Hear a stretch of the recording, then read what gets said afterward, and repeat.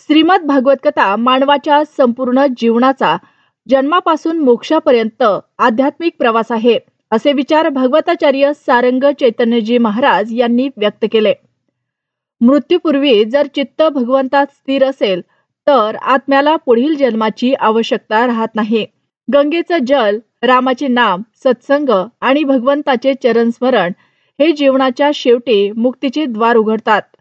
श्रीमद भागवत कथा हा ग्रंथ केवळ एक धार्मिक पुस्तक नाही, तो मानवाच्या संपूर्ण जीवनाचा जन्मापासून मोक्षापर्यंत आध्यात्मिक प्रवास सांगतो. श्रीमद भागवत सांगते की मानवाचा खरा धर्म तोच की जो भगवंतावर निस्वार्थ भक्ती निर्माण करतो आणि ज्यामुळे आत्मा आनंदित होतो.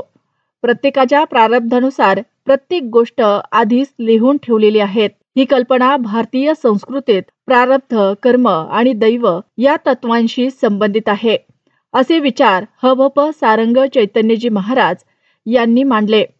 ते वाढोणा येथील श्री परमेश्वर मंदिरात श्रीमद भागवत महापुराण कथेच्या मंचावरून उपस्थितांना मार्गदर्शन करताना बोलत होते.